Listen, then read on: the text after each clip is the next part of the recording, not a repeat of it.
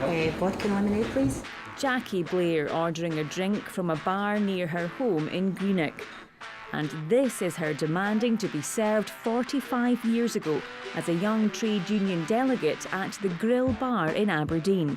What was in my mind at that moment in time was, I am not moving from here. I am staying here till I get my drink. They refused to serve us, wouldn't take my money, and the owner says he was phoning the police. And I thought, right, well, you can phone the police. I am not moving, I am staying here, and I am going to make sure that I get a drink. And I did.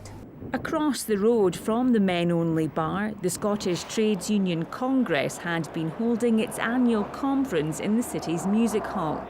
Are the deep-seated problems of a sick economic system, and one that... A young George Robertson spent his formative political years as an STUC union delegate. So a 27-year-old me got up and sort of said, well, wait a minute, we've been debating this for 80 years, not much is happening. And no wonder, because across the road is a bar saying no ladies. In the bar, all these guys, the senior members of the trade union movement. So some of us have decided that if there's any lady here who would like a drink at 5 o'clock, we'll buy them a drink in the bar behind the notice saying no ladies. A lot of people took the offer up. A pint of heart.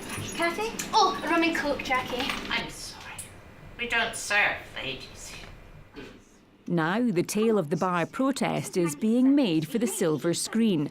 Filmed in Aberdeen using local actors, it tells the story of the removal of the ladies from the Grill Bar. Worse, you've put up a sign barring us from the pub. I thought, wow, this will make a great film. And, you know, the idea, I knew that women didn't get served in bars, because my mother had told me that had happened back in the 60s and 70s. So I thought, well, good for these women. I'd not heard of it, that they'd stormed a bar and actually got served. So it was quite an emotive issue, and I think it makes for a good film. Standing in for the Grill during filming was the Fitty Bar, transformed to look as authentically 70s as possible. The fact to think that even just 45 years ago, women were in a position where there were places they couldn't go and things they couldn't do when they'd already had every woman had had the vote since 1929. I thought, how ridiculous that we'd only moved on a tiny amount. And that's why it's such an important story, because we've only still moved on another tiny amount since then, so it's important to say so. The storming of this historic bar came with the realisation that 50% of the workforce who happened to be women were getting less than they deserved. But if they wanted more, they were going to have to fight for it. My job was to look after workers in the Scotch whisky industry. So there was a lot of women in the bottling halls, you know, and they were pretty formidable types, you know, that I had to deal with. Indeed, you know, in many ways, these years were a proving ground for me for what I had to do later in my life as Defence Secretary and then as Secretary General for NATO. And they were tougher years than some of the ones that I had after that. The Grill remains in the heart of Aberdeen today. In 1975, women were finally served both here and in other bars with the passing of the Sex Discrimination Act. It's a wider issue. It just happens to be that the Grill was chosen because it was directly opposite the music hall. So it was just a geographical sort of quirk of fate.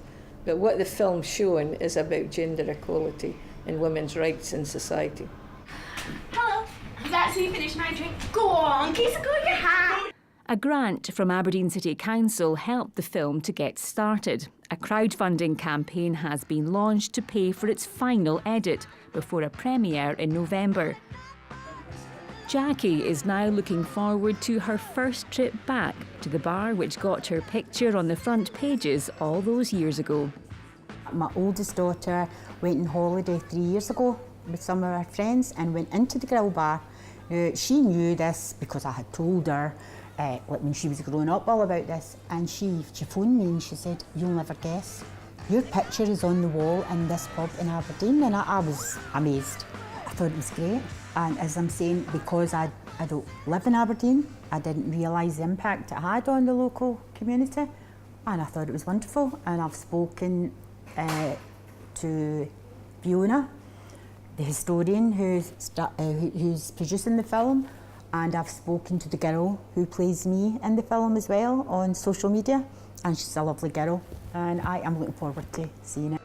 Sharon Donaldson, STV News, Aberdeen.